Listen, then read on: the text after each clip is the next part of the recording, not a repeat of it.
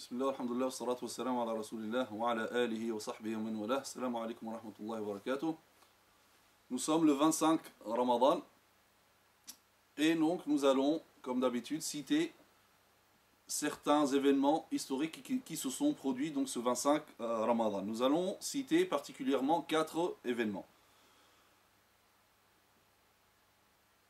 Le premier, c'est le fait de démolir donc les grandes statues, les idoles donc de l'Arabie. Donc c'était le 25 Ramadan de l'an 8 de l'Hégire, qui correspond donc à peu près donc en l'an 630. Le prophète sallallahu alayhi wa sallam a envoyé Khalid ibn al-Walid pour détruire Sanam al-Uzza. Donc al-Uzza, l'une des grandes divinités donc des Arabes de l'Arabie à l'époque. Il a également envoyé le compagnon Amr ibn al-As pour détruire la divinité de Suwa'. Donc tous ces divinités-là sont citées même dans le Coran. Et le prophète sallallahu alayhi wa sallam a également envoyé Sa'ad ibn Zayd pour détruire la statue de Manat. Et chacun d'eux donc a exécuté sa mission, et donc ces idoles donc ont été détruites. Deuxième événement, donc ce 25 Ramadan en l'an 463 de l'Hégire. C'était environ en l'an 1070. Le grand chef militaire musulman, donc Alp Arsalan, Arsalan, donc qui était donc le sultan de l'État seljoukide. Seljoukide, à un moment, c'est eux qui dominaient donc le califat abbasside, et le califat abbasside donc était sous la dominance donc des Seljoukides, qui ont énormément donné pour l'État musulman. Et donc Alp Arsalan a remporté une victoire très très significative, très déterminante dans l'histoire de l'islam et des musulmans. C'était contre les Byzantins et les croisés. Et donc la victoire était tellement éclatante qu'ils ont même capturé l'empereur byzantin Romanus IV. Romanus IV, donc il était donc captif pendant cette guerre-là. Et cette bataille, on l'a appelée donc Malaz Kard ou Malaz Jard. Et c'était donc à l'ouest de l'Asie centrale.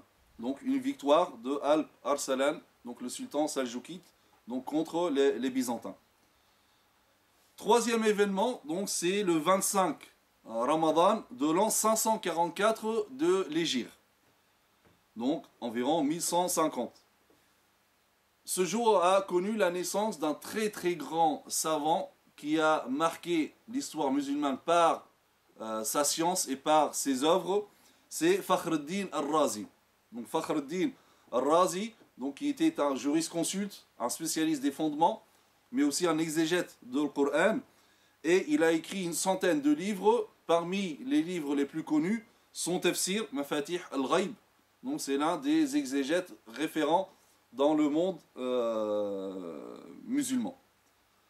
Donc c'était en 25 donc Ramadan en l'an 544 de l'Hégire, donc la naissance du grand Fakhreddin al-Razi. Quatrième événement, un événement vraiment exceptionnel, très très important dans l'histoire des musulmans, c'est ce qu'on appelle la bataille de Ain Jalut. La bataille de Ain Jalut contre les Mongols. Vous savez que les Mongols donc, ont envahi le monde musulman. C'était des gens vraiment très sanguinaires. Ils ont commis des crimes affreux dans le monde musulman. Et le jour donc c'était un vendredi, le 25 Ramadan, en l'an 658 de l'Hégire, qui correspond au 3 septembre 1260, il y a eu une grande bataille entre les musulmans, donc dirigés par le chef, donc Al-Mudhaffir Saifuddin Qutz, et donc les Mongols, et donc ça s'est passé entre Bissen et Naplouse en Palestine. Donc les Mongols venaient pour continuer leur invasion du monde musulman, et il se dirigeait vers l'Égypte, où se trouvait donc Quds. Donc Quds est monté vers eux, et il y a eu donc cette bataille à cet endroit qui s'appelle Ain Jalut.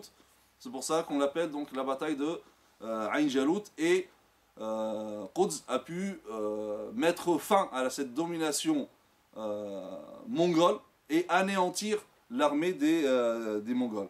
Alors Quds, juste pour information, donc, il ne s'appelle pas comme ça en réalité, il s'appelle Mahmoud ibn Memdoud. Alors pour l'histoire, comme j'ai dit, les Mongols, Tatars, donc les Mongols, lorsqu'ils ont dominé le monde musulman, donc ils tuaient les musulmans, ils réduisaient en esclavage certains d'autres, et parmi les personnes qui ont été réduites en esclavage, c'est ce Quds lui-même, donc qui s'appelle en réalité Mahmoud ibn Memdoud.